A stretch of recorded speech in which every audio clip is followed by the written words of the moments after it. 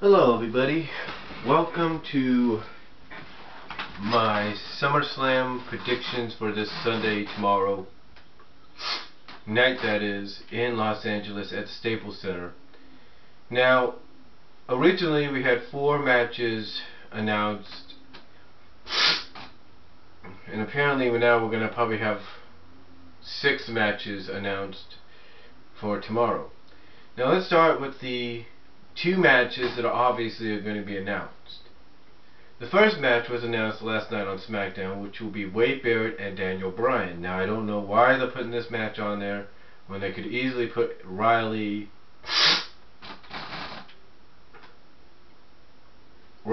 and Dolph for the Intercontinental Championship. They still might do that. I mean, not Intercontinental, but for the U.S. title. Now they still might do that, but we don't know. But right now they're focused on Wade Barrett and Daniel Bryan.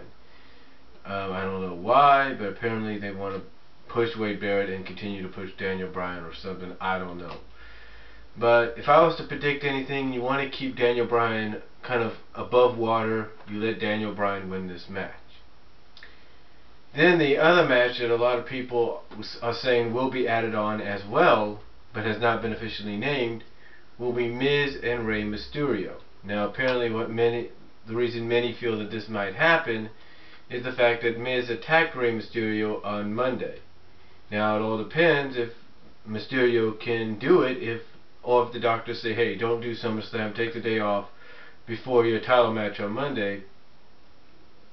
I got a feeling they may let Mysterio do this match if it is signed.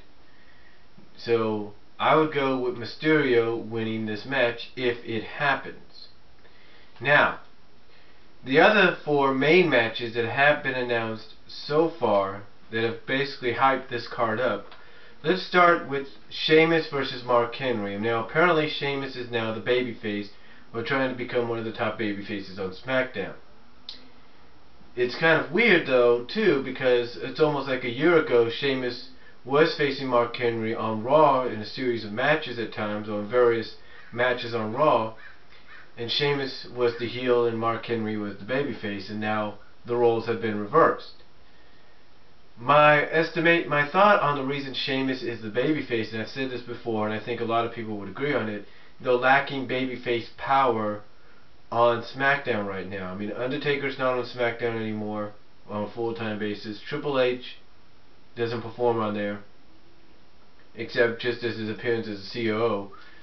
So my guess is we're going to go with, well, if I'm WWE, I want to continue Mark Henry's rise to the World Heavyweight title, so I'd probably go with Mark Henry winning, not by, doing what he did to Big Show, by World's Strongest slamming Sheamus, but I'm thinking just barely by beating Sheamus. So I hate to say this, but I gotta go with Mark Henry. I mean, I like Sheamus, and I think they want to push Sheamus. This basically has the potential to go either way. If Sheamus wins, then that means WWE is booking him to win, so they can push him towards a world title match, which would indicate to the person that later on Christian would retain the world title. Now if Mark Henry wins and they're pushing him towards the world title match, that means Randy Orton will win. It's obvious. It's like I've said before in my predictions, my bookings and my predictions. Booking wise, it's kind of 50-50 with me, but if I wanted to keep Mark Henry's heel momentum going, I'd definitely have him win. But that would give away the fact that I have Randy Orton win. So it's kind of 50-50, but I definitely would go with Mark Henry to win this. Now the Divas match for the Divas title is very intriguing. It's the first time that the Divas have ever really had an actual storyline going in to a pay-per-view title match. Apparently the storyline is, and I think it's a little CM Punk influence because he has that pull right now in the company thanks to his renewed contract. The storyline apparently is that Beth and Natalya are sick and tired, as we've heard from both, well basically Beth, of the Divas being mocked, of the Divas division being mocked by the likes of Kelly, Eve, the Bellas, and AJ and Caitlyn and whoever. Because apparently, I think if this is what's happening, I think storyline-wise what the WWE is doing is trying to get Beth and Natalya to basically come out and say, hey, look, if you want this Divas division to be taken seriously again and not have people like Michael Cole make a mockery of it, then you gotta take it seriously and not booty shake all the time. Just focus on competing in the ring. Focus on wrestling in the ring, and that's it. I think that might be the storyline, and it also might involve Karma in some way. They might bring up Karma down the road and say, look, we got that.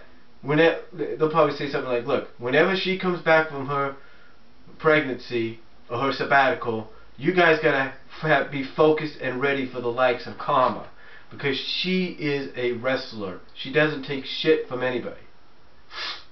So we'll just have to wait and see. But I think, in my opinion, this storyline with the Divas is CM Punk influenced a little bit. Maybe Triple H influenced, but I think mostly CM Punk influenced as well. So, but my prediction, well, prediction wise, if I want to really build Beth Phoenix up as a monster heel diva or tweener diva, because believe it or not, if you pay attention, folks, on Monday on Raw, when she was saying the things that she said about the Divas division no longer being about booty shaking and jiggling and all that, people were cheering, because basically what Beth Phoenix was saying was, it's time for the Divas division to get back to focusing on women wrestling, and not all this other crap. And if you could hear, the fans were cheering that. So, my prediction, if I want to keep the momentum going, my prediction is to go with Beth. But booking wise, it's kind of 50-50. But booking wise, if I'm WWE, booking wise, it's kind of 50-50. But knowing them, they leverage towards Kelly Kelly because she's a big fan favorite, and she's the only diva, OJT diva, if you will, who probably is getting out of that OJT part of her career right as we speak. Probably closer than anybody, even closer than Eve, I'll say that. I think Kelly Kelly might be put over just to prove, I guess for WWE storyline wise, to prove a point, to have Kelly Kelly prove a point storyline wise, like saying like, look, yeah, I may look like a Barbie doll and all that, and I may act and I may be all smiles, and I may skip, and I may dance, and I may jiggle and all that, and booty and all that, but I've proven you wrong, Beth. I can wrestle. I can focus on wrestling. I wouldn't be surprised if WWE pulls something like that to keep the belt on Kelly. But we'll just have to wait and see. If I'm WWE though, I want to keep the momentum with Beth and Natalya going. I put the belt on Beth. And I put the stipulation with Beth that only women wrestlers get a shot at the title. Not the likes of Kelly or something like that. But that's how I would go. One way, if I was to book it like WWE, I'd probably keep the title on Kelly, but do it in a storyline wise ways that have her show and shock Beth, that kind of have her compete in the ring, compete in the match, and basically not only beat Beth, but shock her by showing her that, yeah, I'm not just about booty shaking and all that, I can wrestle too, kind of deal. So, but 50-50. Prediction wise, I go with Beth. Booking wise, knowing WWE, they might go with Kelly Kelly. Now the third match of the night is a no-holds-barred match between Christian and Randy Orton. Now, like I said, we'll probably figure out who the winner will be after the Mark Henry Sheamus match. Now, like I said, if Sheamus beats Mark Henry, then we all know Christian's probably going to walk out with the title. If Mark Henry beats Christian, then it's going to be Randy Orton walking out with the title. So, to me, prediction-wise, I'd probably go Randy Orton because, they might want to do Randy Orton, Mark Henry. But booking-wise, it's kind of 50-50. Booking-wise, I want to keep the title on Christian and prove that I have faith in the guy. But booking-wise, I also want to keep that momentum going with Randy. And I want to probably move forward to the Mark Henry match. So it's kind of 50-50. Prediction-wise, I'd probably go with Randy because I think they want to rebuild that momentum. They want to get him back on top going into the fall season. So prediction-wise, I'd go Randy Orton. Booking-wise, it's 50-50.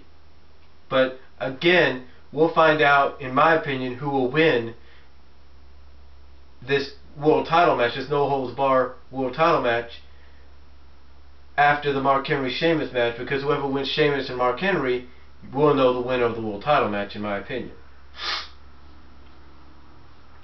Then we get to what is considered one of the biggest matches in WWE history, one of the biggest matches in SummerSlam history. Cena and Punk 2, WWE Champion versus WWE Champion.